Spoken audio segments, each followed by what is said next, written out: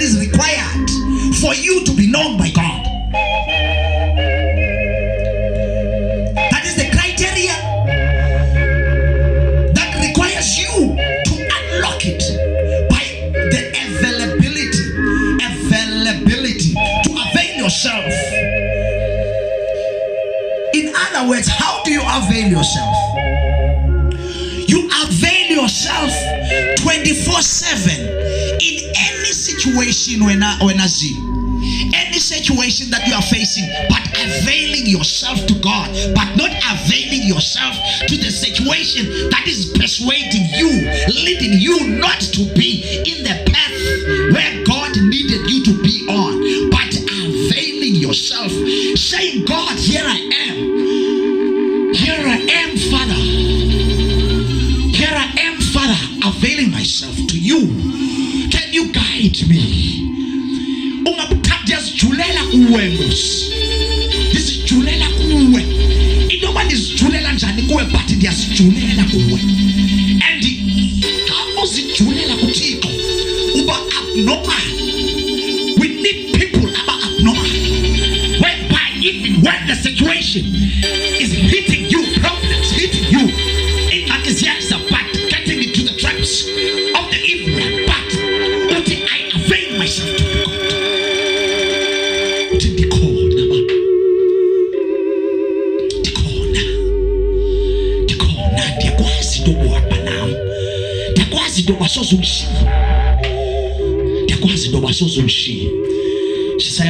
Samuel. We're gonna go to the book of Samuel, First Samuel chapter 16. First Samuel chapter 16. Sizawuqala from verse 1.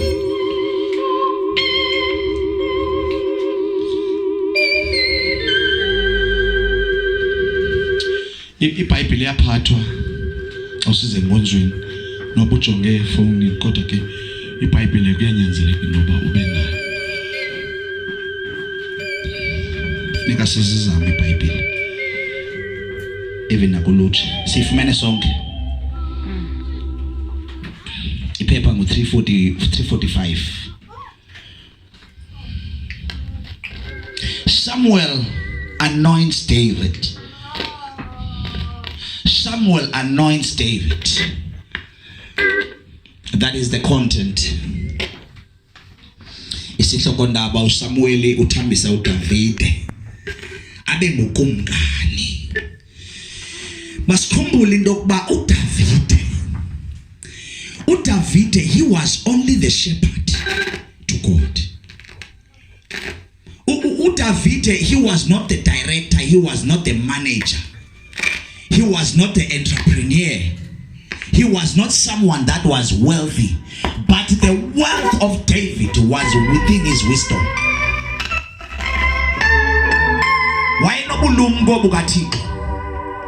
The wealth of David was within his spiritual being that is instilled in him.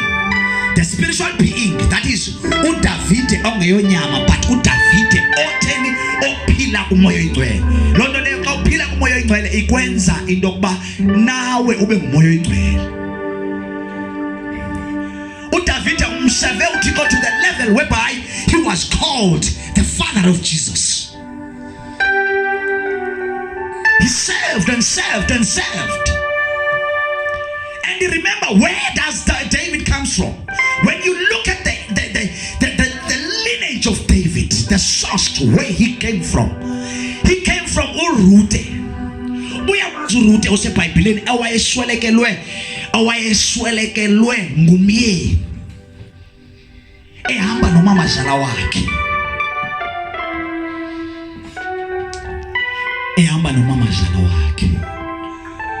Umamazala wakhe igama lakhe engibalikanene uBohazi ne? Bohazi, can you raise hand? Bohazi ne? No. Okay. Now.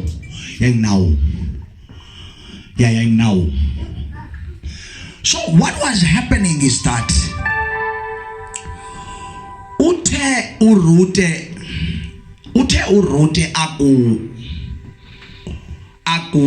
akuba ehambile nomamazala wakhe Uhamba kwakhe nomamazala wakhe uRute, what happened is that uye walenda to ilizwe apho kwakukho khona indoda eyayisisityebi eyayitshomi katatazala wakhe. But listen to the Bible. But kuyo yonke lonto uRute uphele echata nale ndoda sisityebi ebhikitha entsimini yayo. By the grace of God, she got married to this man. Uchata kwakhe nale ndoda uthe wochata waconceive umntana, then uconceive kwakhe wazala umntana ogama linguObhedi. Kulapho ifamily kaJesse iphume khona. That's when Jesse family arised. Yavela ifamily yakaJesse ivela kuObhedi, the firstborn kaRuth, the woman that served God left, right and center, the woman who never compromised at an early age, but she never refused to serve the God of her mother-in-law. Yavela ifamily yakaJesse. Kulapho khona ke kuphume noDavide. Ifundeka ngelihlobo sizayifunda pha ku NLT, New Living Translation. The Lord said to Samuel, verse 1, the Lord said to Samuel, how long will you mourn for Saul, since I have rejected him as king over Israel? Fill your horn with oil and be on your way. I am sending you to Jesse of Bethlehem. I have chosen one of his sons to be the king. Look at God. God chose one of the sons of Jesse, Waketa, omnye wabafana. But listen to God. Listen to the Bible. When God chose David kangayaz indoba he's going to be the king tomorrow. He never knew that. He was just there is the English word in the Bible, it's called Rudy. R-U-D-D-Y. What is that called? Can you pronounce R-U-D-D-Y? Rudy or Rudy, ne? Rudy. He was just a ruddy young man. Ruddy young man who smelled like sheep. He was sheepish. But bengayazi ndoba uza kukhethwa nguThixo out of the 8 sons zikaJesse. Esehlathini esolusa izimvu. Listen here to God. But Samuel said, how can I go? Saul will hear about it and kill me. USaul uzanibulala, ngizawuyenza njani lento? Because uSaul uzawundibulala uSawule. Ngizawuyenza njani lento Thixo? Into yoba ndiye phaya. Mamela uThixo uthini kuye? Uthi uThixo kuye, take a heifer with you and say, I have come to sacrifice to the Lord. Invite Jesse to the sacrifice and I will show you what to do. You are to anoint for me the one I indicate. Uti tata inkomo etheni uthatha inkomo manifunde so that nalapha esiXhoseni wathi uSamuel nothini na ukuya uSawule uyakuva andibulale. Wathi uYehova, thabatha ithokazi lenkomo uye nalo uthi ndize kunibingelela kuYehova. Umemele embingelelweni uJesse, nokwazisa mna into oyenza, undithambisele endiyakuthetha naye endiyakuthetha kuwe ngaye. Wakwenza uSamueli akuthethileyo, waya eBethlehem. Othuka ke amadoda amakhulu omzi eza kumkhawulela athi, uza uxolile na? Bathi xa bembone ngena umprofeti uthi they were frightened. They had a fear when they looked at him, because he was a servant of God. He was a messenger of God.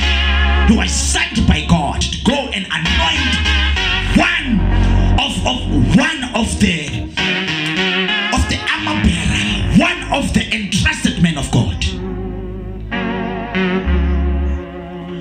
one of the sons of the living God, David, the son of Jesse, the youngest out of all of them, the shepherd.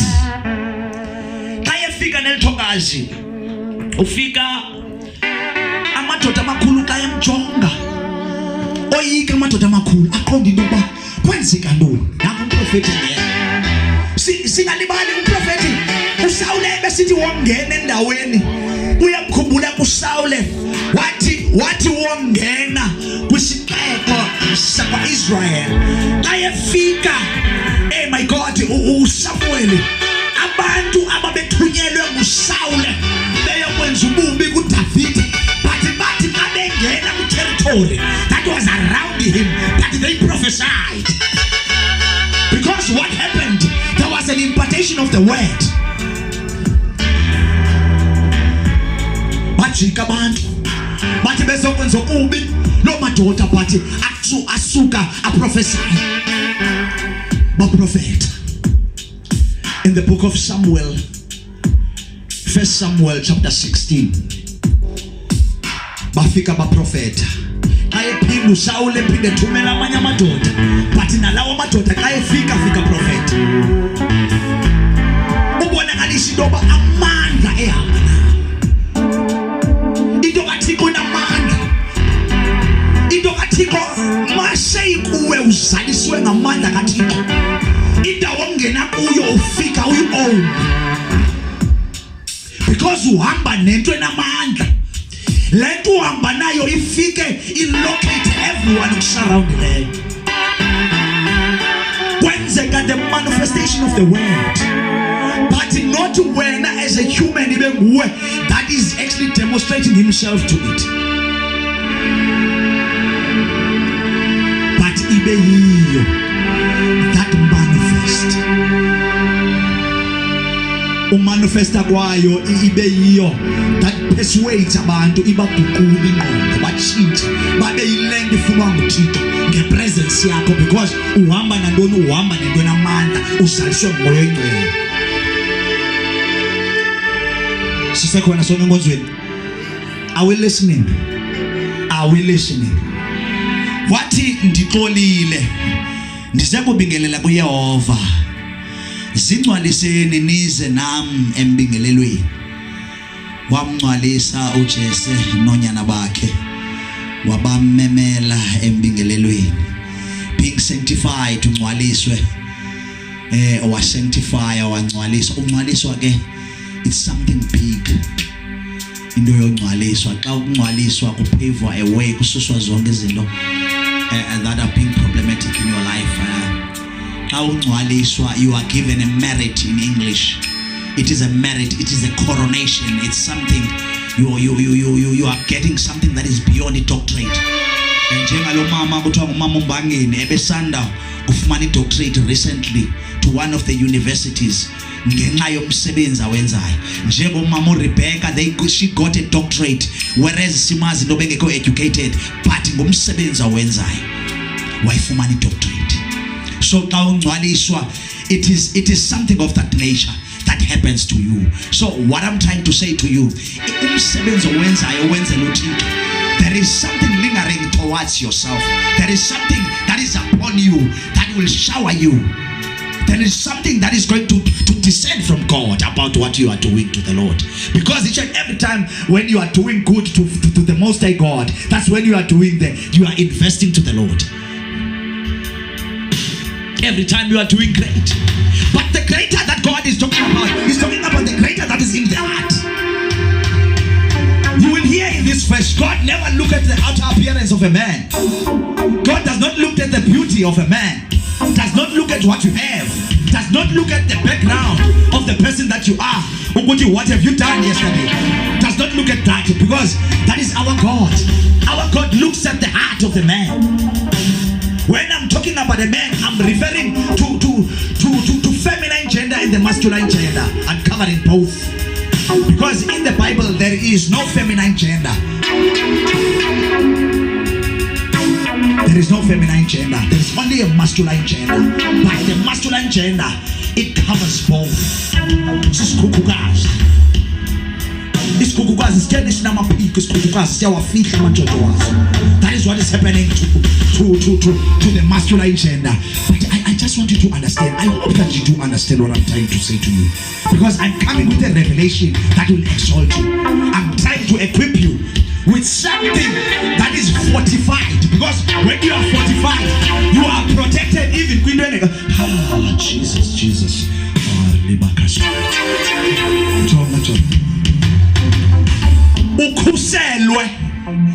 Ukhuselwe mama umnyameni kwinto eza kwenzeka 10 years, but ukhuselwe now. Oh my God. Uthixo akubiyele ngoku. Ngento ibiza kwenzeka 10 years. Akubiyele namhlanje. Apha ku-2021 ube ubuza ufa ngo-2031. But atuthixo no awukwazi ufa ngala 2031. Kuba zisekhona izidingo, zisekhona izinto. Oh my God, ezinvestwe kuwe. Andikhathala noba kuthiwa yintoni oyenzayo ngoku, but kukho into endizibonayo mna kuwe. Ndithixo but asoze bazibone bo. But mna ndimthixo ndibona bo bangaboni khona.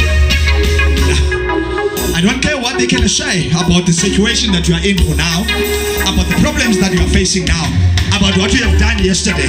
But our God looks at something that is unknown by anybody. But uthixo yena ayibone. Because thina siyakwazi ukuthi kuphelile ngawe, kanti akho nto iphelileyo of Jesus. Because owethu uthixo wethu udeclaration engekaqali. Uthixo wethu ugqiba engekaqali. Uthe qala kudala wagqitha. Oh Jesus, because kaloku when you are in the genes of the Lord, when you are in the genes of the Lord, you are predestined, because God knew you before you were even formed in your mother's womb. And then he knew you. Everything that is happening within your life,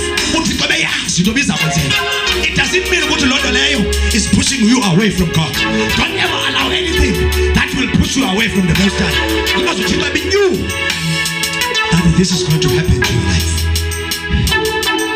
Knew that this is going to happen to your life. But today, I want you to be patient into the Most High. I want you to be patient into the Most High. I want you to walk by faith. I want you to look towards you. Tifuna man ume. I want you to stand. I want you to stand. When you stand, I want you to stand firm and say, here I am. Here I am, Father. I'm going to face anything. I'm going to tremble on top of anything. I don't care whether the snakes, they think they will bite me. But here I am. Jesus. Here I am, ready to face the challenge. Here I am, ready to tremble on top of the devil. I don't care whether I'm not successful, but I declare I am successful. I don't care whether I can be bankrupt. I don't care whether I can be, oh Jesus, uneducated. But when I have you, I have the education. But when I have you, I have the riches.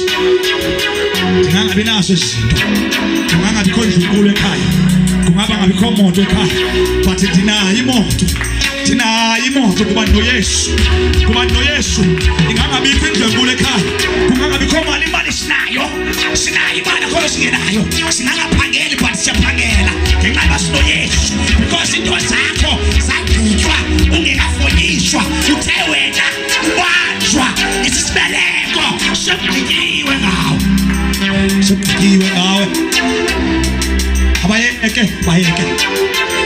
The more they laugh at you, it's the more they pushing you up.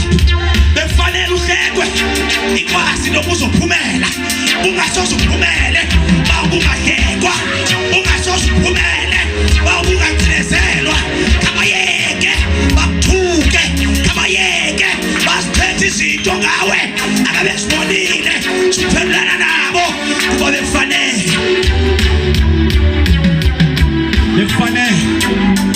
befanele uthixo uzawufika uthixo ukukhethile bazawuthathwa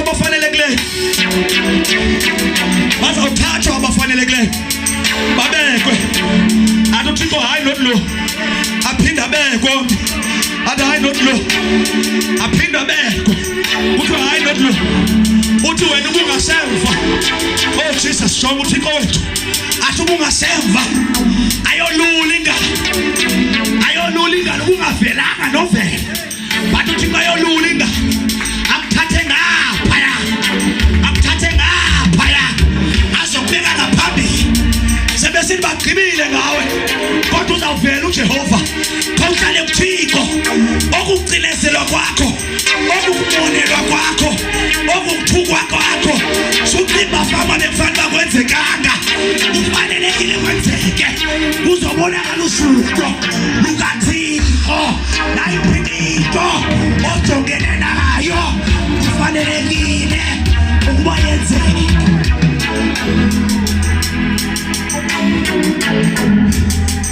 fanelekile ukuba yenzeke ubusuku lwakhe luvelaphi luvele bubini uthixo wethu uvela kakuthiwa kuvaliwe kakuthiwa akho nto inophinda iyenzewe kuwe kodwa yena avele ebuthixo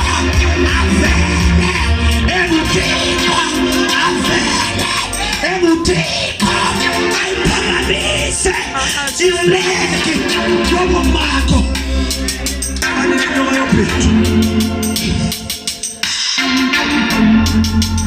Thixo uzakuphakamisa Thixo uzakugcoba namhlanje khona ugcoba uthixo aliphetheyo khona ugcoba andikhala bamtokuthe kwanti ukhona ugcoba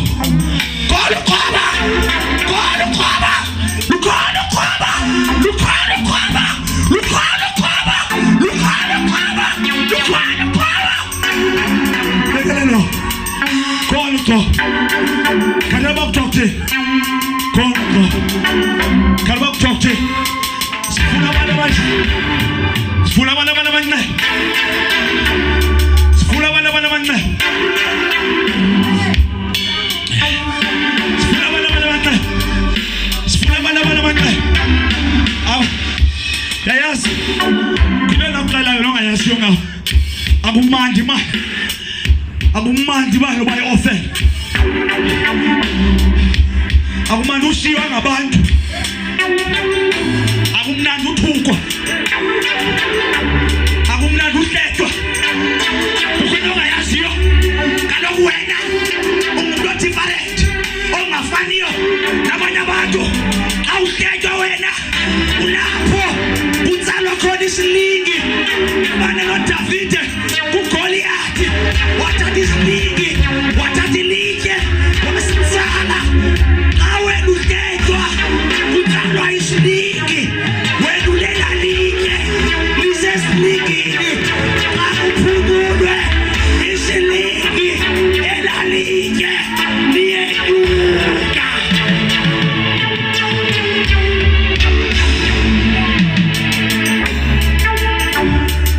lilitye esilingi akugqitywanga ngawo bangagqiba abasemhlabeni kodwa bayaxoka soze bakwenze nto thembela ngoYesu thembela ngoYesu thembela ngoJesu thembela ngoJesu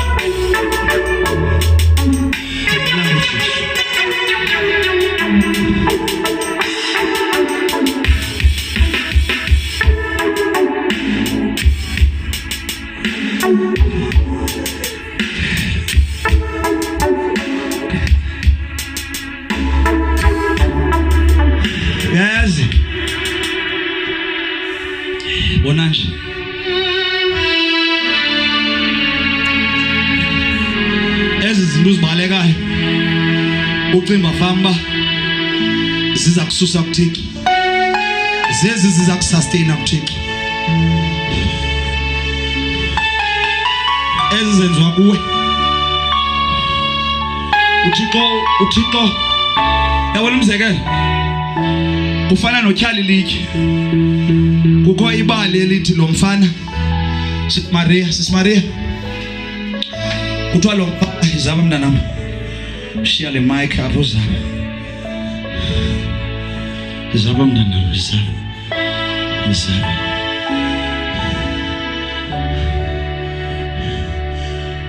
izaba izaba kodwa ungatyhali kakhulu ukuze uyophula le plyboard uthi nje ibe ngathi uyatyhala ngezandla zosibini ithi okay yabona lo mntana lilitye lalitshala elikhulu but lo mntana xa exelela into yoba makamane etyhale litye every day sozave kamnandi uzamane esithi kumamakhe hayi man mama ndityale ntoni elitye athi umamakhe nje ungavuka kusasa uphinde uyotyalela litye for i-hour hlala kwela litye for i-hour hayo mama tontoni and izawuba yi-subject nasesikolweni loo nto leyo athi nobuyisa koomisi bakhe bathi oomisi bakhe no makabize loo nontlalontle namzali because uphethe umntana wakhe kakubi but abe eyazi umzali endithetha ngaye ndithetha ngoThixo mna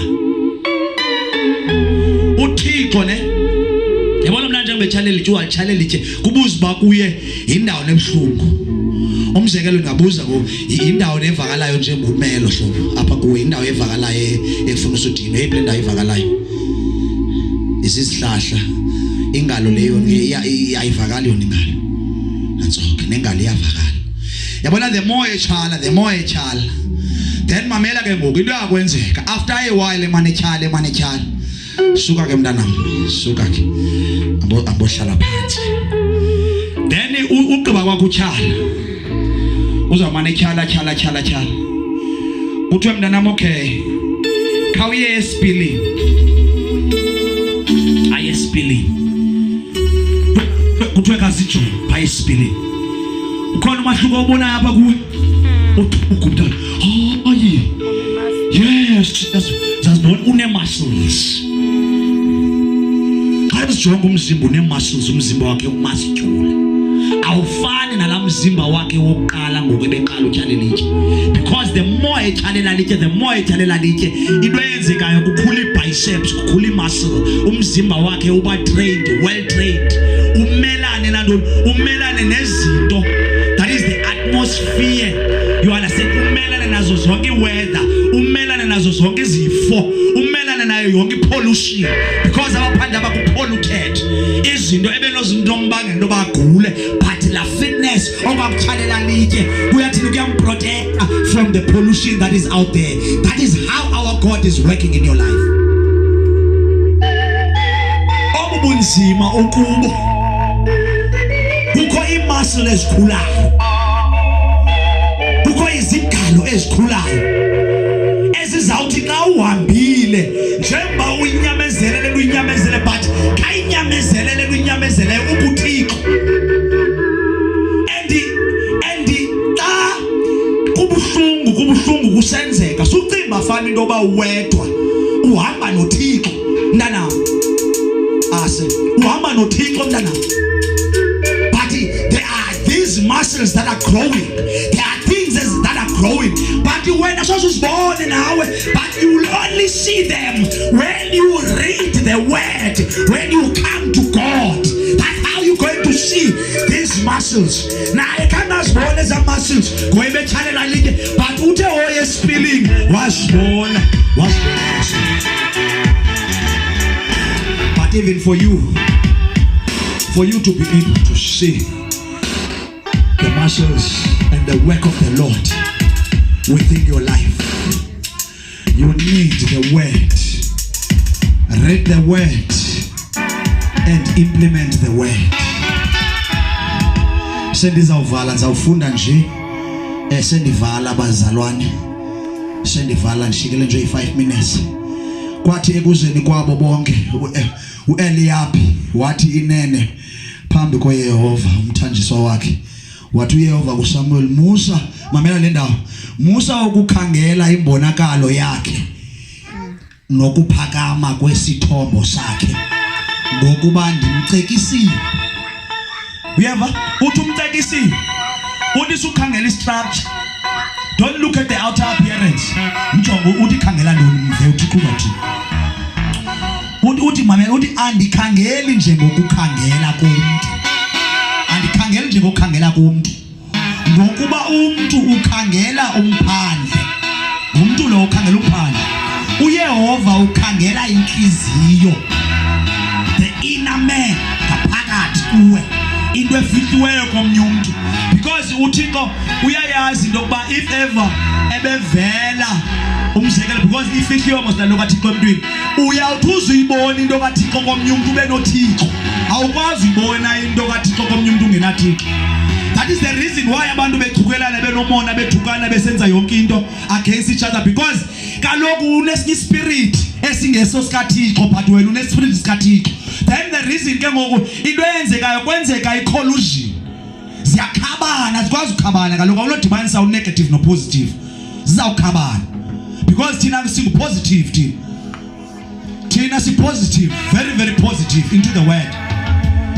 Devil is negative.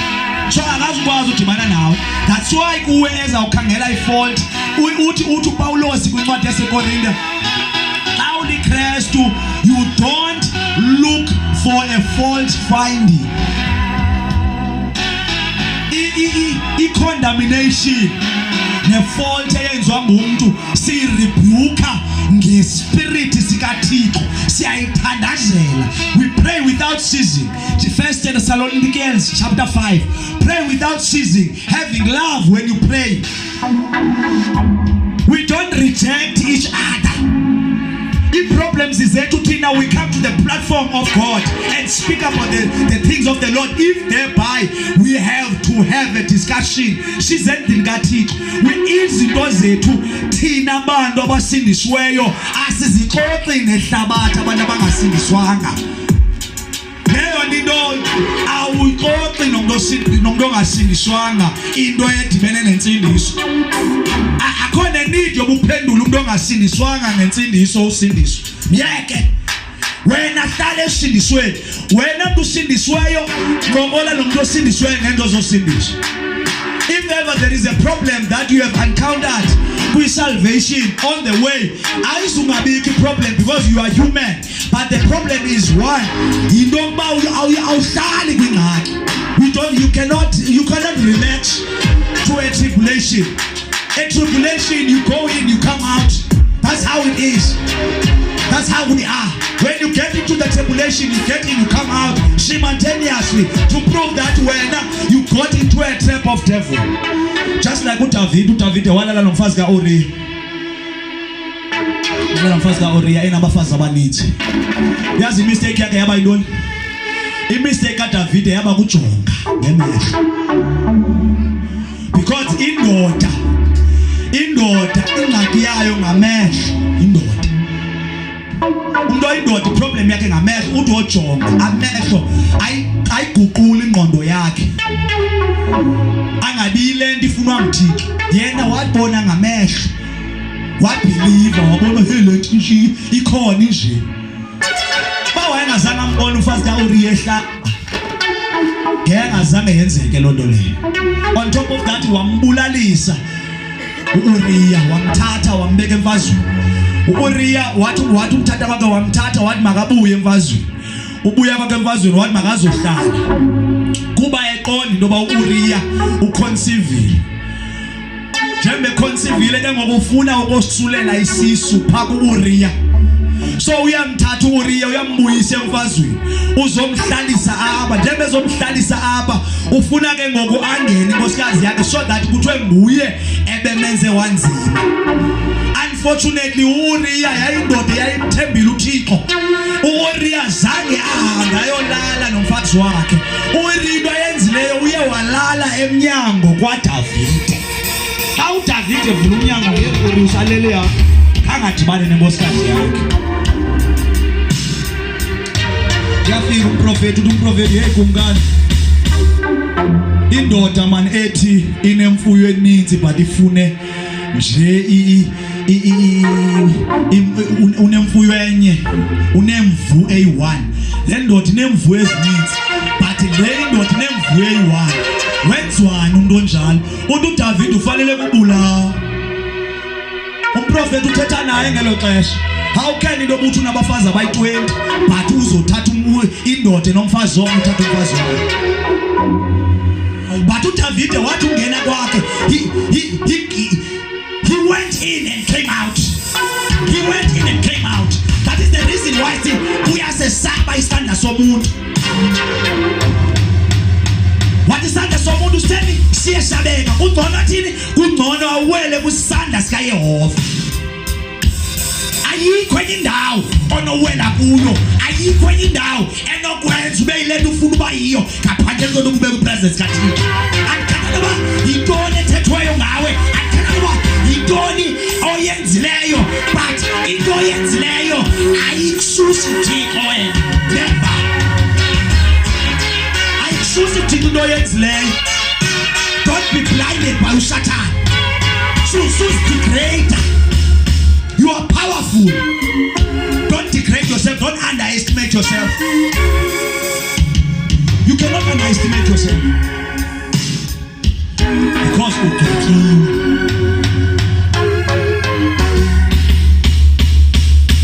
Akabenyula bonke no Abinab.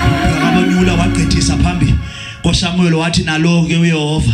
Akamnyulanga uYese wagqithisa uShama nazange unyule. Wathi nalo uYehova akamnyulanga. Uyese wagqithisa ke onyana bakhe abasixhenxe phambi koSamuel. Wathi uSamuel kuye kuJese aba uYehova akabanyulanga. Wathi uSamuel kuJese awonke na amakhwenkwe akho. Wathi usalele encinane nanso isalusi uyeva ka mention kangayibizi kwayibizi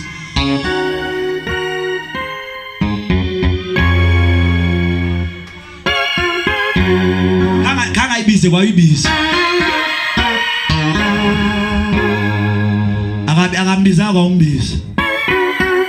Yabona umzekelo kukwindawo ongazubizwa kuzo ukubona lokubekho abantwana abaninzi endlini but ufumanise bakho abantwana abaninzi niyabakhetha ninendlela ezidifferent zophatha abantwana. Umoya kaSathane moya umdaka lo ukhetha abantwana abaninzi apha abanye abantwana abangcono njalo njalo. That is devilish. Moya umdaka lo unaccepted lo moya because you can't treat the kids like that. You are destroying their future. Uyababulala ubasabusathana ufuna bathi besakhula bebancinci because lamna uzaba confused. Uba confused kwakhe izamparalyze mentally lanto le. So ilento yesenzwa nguJesu wakhetha kanti akayazi icala likaThixo waqonda ba lincinci uzayolusisa ezi zona zibhetere zinemfaneleko zinento zonke zo8 leyo namakayo yolusisa akayimention uza ne7 but listen to God. Wathi kuyesa onke na amakhwenkwe akho wathi usasele encinane nanso isalusa impahla emfutshane. Wathi uSamuel kuye kuJese thumela iye kubizwa ngokuba asikuhlala esidlweni ide ifike apha asikuhlala esidlweni ide ifike. Wathumela wayizisa yaye ingqombo that is obaba uRudi ingqombo amehlo emahle amehlo ayo inhle nembonakalo yayo. Uyeva kuthiwa inhle imbonakalo yayo lidlakadlakele kuthiwa lihle imbonakalo yayo. Uthixo wenza imanifestation.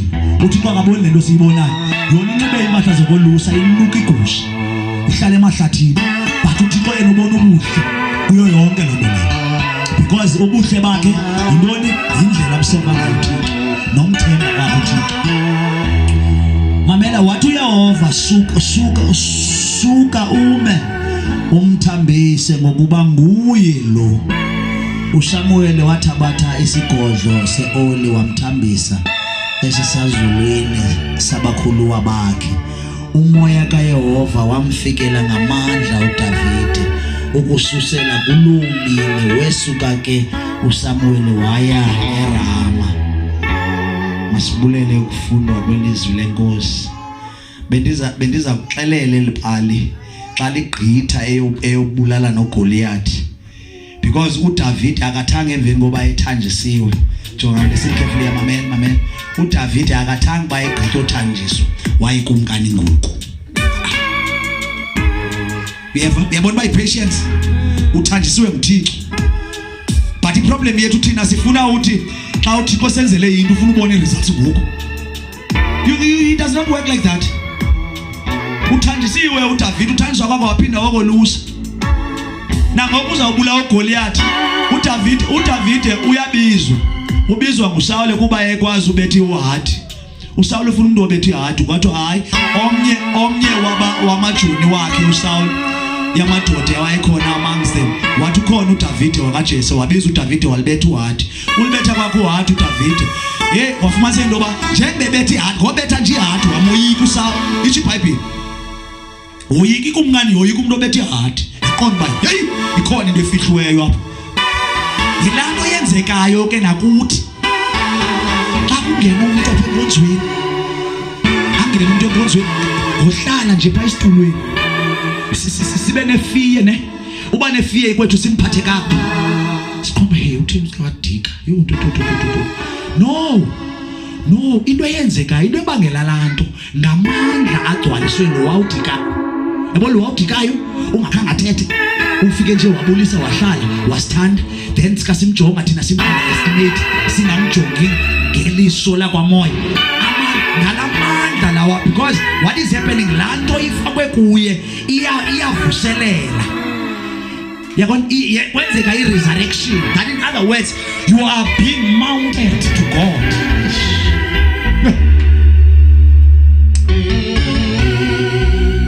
So kuyo yonke ke lonto leyo wathi ulibetha kwakho lo Hathi, walibetha uHathi, emveni koko ya escalate into. Wathi uSawule umuntu kwavela uGoliath, wathi umuntu obulele uGoliath uzamnika intombi yakhe. Wamnika intombi yakhe. Khona intombi yakhe kuthiwa nguMurabe, bekhona nenye kuthiwa nguMikhal. Wathi uzayinika intombi yakhe. Then what happened is that uDavid wathi uvela kwakhe, bakhona obrother bakhe, bakhona oArabi, oShama, bobathathu bakhona, boyi-3 baphaba benosawule besuka from Bethlehem to Israel. Mamela, what happened? Njengoba bekhona be-around there, into abayenzileyo bakhwaza le ntwana ekwethini ufuna ntoni apha.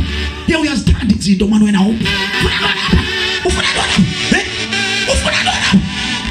ntoni hamba apha kuthini apha.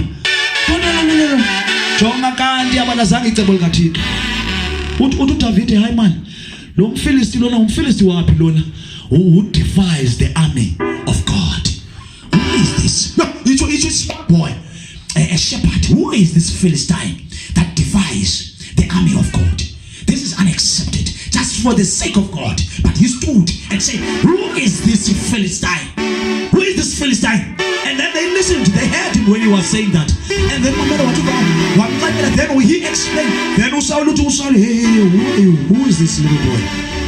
Yavango akamazi, because ithi iBhayibhile uyakuquestion. God ubethela nguYuhathi. Akamazi to this level, because uyaqonda hey uescalate because yena uqala uyamoyika uGoliath. Because uGoliath, he was very tall and muscular. Then what happened is that what then uDavid ke ngoku wazondlala wafaka iCV yakhe uDavid. Waya ku-interview. Look at the man of God. He went to the interview. Unexpected interview. Waquestionwa, waphendula iquestion, wathi mina ndikuDavid umalusi, ndizibulele ngonyama, ndiwabulela amabhere.